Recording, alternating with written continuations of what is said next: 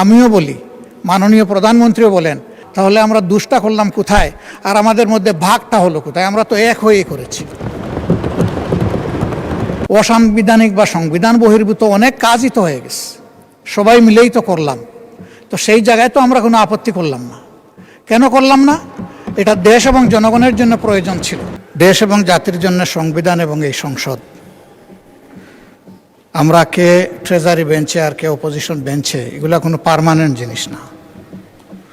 এই স্বাধীন বাংলাদেশেই কিছু কিছু দল তারা ওখানে বসতেন, আজকে তারা কোথাও নেই।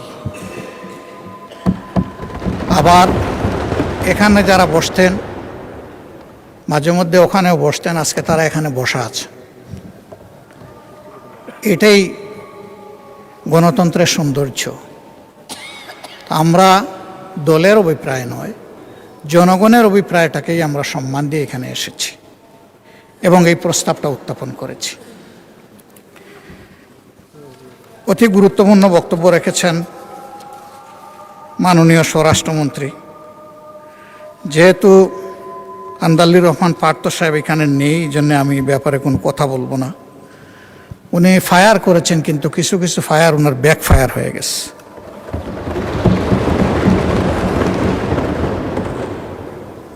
জনাব সালাউদ্দিন আহমদ সাহেব অত্যন্ত বিজ্ঞ লোক। আমি যতদূর জানি তিনি আইনের ছাত্র ছিলেন। আর আমরা ফেসিবাদের আমলে দফায় দফায় সেই আইনের নামেই আমরা ফেসিবাদের ভিকটিম হয়েছি। ওনার পজিশন একজন জ্ঞানী মানুষ হিসাবে, আর আমাদের পজিশন একজন বুক্তা হিসাবে। আমরা ভোগ করেছি, ভিকটিমাইজড হয়েছি আমরা। তো উনি ভাগ্যবান। না, আপনিও আরও বড় ভিকটিম হয়েছেন, এটাও আমি স্বীকার করি। আমি সবসময় স্বীকার করি যার যেখানে যে অবদান। তিনি ৭৩ সালের পরে অর্ডার যে আইন নয় সেইটার উল্লেখ করেছেন, কিন্তু এরপরে বহু অর্ডারও, বহু অধ্যাদেশ, বহু আদেশ আইনের রূপ নিয়েছে। আজকে যদি সেই সমস্ত সম্মানিত ব্যক্তিদের সম্পর্কে কথা বলি, তারা আজকে দুনিয়ায় নেই। অনেককেই আমরা অন্তর থেকে গভীরভাবে শ্রদ্ধা করি, তাদের প্রতি অশ্রদ্ধা হবে। আমি সেই জায়গায় ফিরে যেতে চাই না। আবারও বলবো, সংবিধান এবং আইন মানুষের জন্য, আইন কিংবা সংবিধানের জন্য জনগণ নয়। এই জিনিসটা আমরা খেয়াল রাখলে ভালো হতো। ব্যক্তিগতভাবে আমি বিশ্বাস করি যে এখানে যারা এসেছেন তারা জনগণের মধ্যে অতি শ্রদ্ধার পাত্র। কাজেই কাউকে ঠিক হিট করে কথা বলাটা আমি কখনো সমীচীন মনে করি না। আমি সেদিকে যাব না।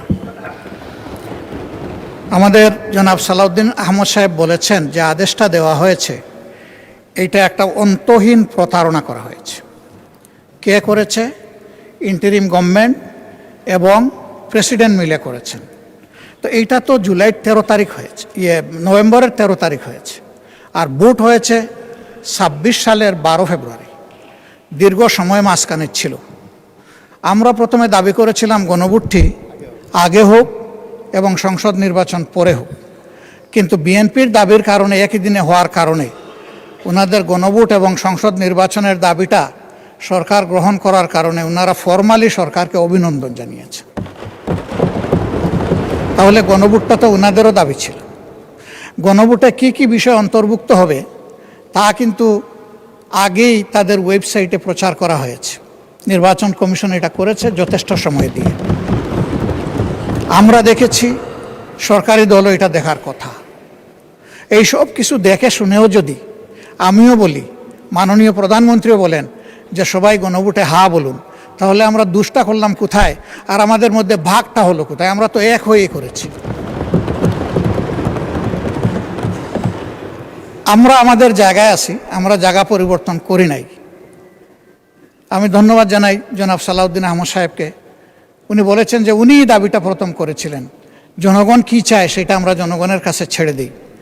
যদি বেশিরভাগ জনগণ এটা সমর্থন করে তাহলে আমরা এটা সবাই মানব। বেশিরভাগ জনগণ সমর্থন করেছে, এখন এটা মানার প্রশ্ন। যদি আমরা অসাংবিধানিক বলি, আবারও বলবো অতীতের অনেক গণভোট নিয়ে প্রশ্ন উঠবে, আমি সেদিকে যাব না। অসাংবিধানিক বা সংবিধান বহির্ভূত অনেক কাজই তো হয়ে গেছে, সবাই মিলেই তো করলাম, তো সেই জায়গায় তো আমরা কোনো আপত্তি করলাম না। কেন করলাম না? এটা দেশ এবং জনগণের জন্য প্রয়োজন ছিল। সেই জায়গায় যদি না করি, এই জায়গায় তারা যদি এই সপোর্টটা নিয়ে আজকে এই সংকট তৈরি না করতেন, এখানে এটা আলোচনারই দরকার ছিল না, এই সময় নষ্ট করার দরকার ছিল না। এই মহান পার্লামেন্টের, এই মহান সংসদের এই সময়টা তো আমরা ব্যয় করছি এই কারণে যে ওই কাজটা হয়নি বলে। এই জন্যেই আমরা চেয়েছিলাম যে এই অধিবেশন কিভাবে ডাকা যায়, কখন ডাকা যায়, তার উপরে আলোচনা হোক। আলোচনা অনেক হয়েছে, পক্ষে বিপক্ষে, মেরিট ডিমেরিট অনেক এসেছে। আসার শেষ প্রান্তে এসে আমাদের সম্মানিত সদস্য এবং স্বরাষ্ট্রমন্ত্রী বলেছেন যে সংস্কার পরিষদের মেম্বার হিসাবে আমরা যে নির্বাচিত হচ্ছি এর জন্য কোনো ব্যালট ছিল না। আমি বলবো ব্যালট ছিল।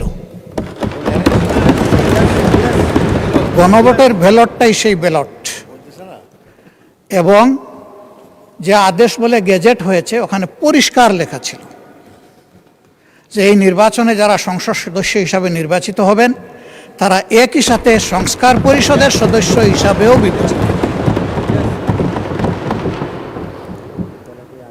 আমি মনে করি যে আজকে তো আমরা একটা ছোট অংশ, বিশাল অংশ জুড়ে ট্রেজারি বেঞ্চ, এবং এখানে অনেক অভিজ্ঞ পার্লামেন্টারিয়ান আছে।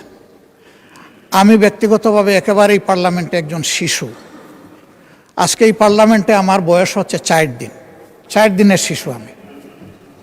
তারা তো অভিজ্ঞ, তারা এই বিষয়গুলো আগে নিশ্চয়ই খুঁটে খুঁটে দেখেছেন।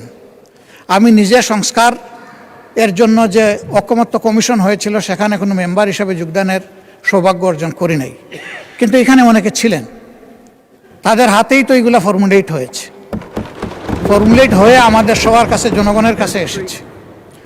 আজকে তারা নিজেদের তৈরি করা জিনিসের সাথে স্ববিরোধিতা করতে পারেন না।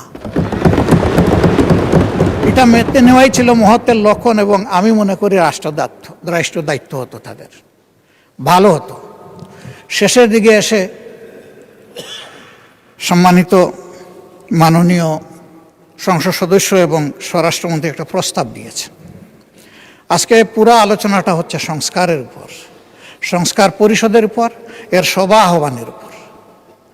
তিনি যদি ভালো হতো এরকম করে একটা প্রস্তাব দিতেন যে এই সংস্কার নিয়ে যে আলোচনা হলো তাকে একটা জায়গায় পৌঁছানোর জন্য আসুন আমরা একটা বিশেষ কমিটি করি, তাহলে that could be matter of consideration. আমরা এটাকে ইতিবাচকভাবে দেখতে পারি, কারণ আমরা সংকট তৈরির জন্য তো এখানে আসিনি, দেশের মানুষের সংকট নিরসনের জন্য এখানে এসেছি। আমরা প্রথম দিনই মাননীয় স্পিকারকে অভিনন্দন জানাতে গিয়ে বলেছিলাম যে আমরা একটা গঠনমূলক বিরোধী দল হিসাবে এখানে দায়িত্ব পালন করতে চাই। বিরোধিতার খাতিরে কোনো বিরোধিতা নয়, বরঞ্চ যেখানে প্রয়োজন সহযোগিতা আর জাতির অধিকার সংরক্ষণের প্রয়োজনে বিরোধিতা। আমরা আমাদের পজিশনে এখনও আছি। আমরা সরকারি দলকে আন্তরিকভাবে আহ্বান জানাবো যে আসুন, জনগণের বৃহত্তর রায়, যে রায়টা জনগণ দিয়েছে, কত পার্সেন্ট আমি এটাতে আর যাচ্ছি না বারবার, জনগণ গণভোটকে গ্রহণ করে নিয়েছে। আমরাও গ্রহণ করার মাধ্যমে জনগণকে সম্মান করি, তাহলে এই সংসদ সম্মানিত হবে ইনশাআল্লাহ। এই জন অভিপ্রায় এর মধ্য দিয়ে প্রতিফলিত হোক আমাদের সমন্বিত উদ্যোগে। এখানে আলাদা আমরা এক লাইনে, ট্রেজারি বেঞ্চ আরেক লাইনে চলতেই থাকলাম, এটার মাধ্যমে সমাধান কিভাবে হবে এটা আমরা সবাই বুঝি। এই জন্যে আমরাও সমাধান চাই, কিন্তু আমরা ন্যায্যতার ভিত্তিতে চাই। যে বিষয়ের উপরে আলোচনা হয়েছে সেই বিষয়ের উপরে একটা কমিটি আপনি যদি উত্তম মনে করেন আপনি করে দিতে পারেন, তবে সেখানে আমাদের আহ্বান থাকবে যে দুই দিক থেকেই সমান সংখ্যক সদস্য নিয়ে যেন ওই কমিটি গঠিত হয়। তাহলে আমরা সেখানে আমাদের মতামত সুন্দরভাবে দিতে পারবো। এখানে সংখ্যাগরিষ্ঠতার ভিত্তিতে যদি কোনো কমিটি গঠন হয়, তাহলে এখন যেমন এখানে ডিবেট হচ্ছে, তখনও সেখানে ডিবেট হবে। যে লাউ সেই কদুতেই থেকে যাবে, অন্য কোনো ফল আমরা এখান থেকে আহরণ করতে পারবো না। মাননীয়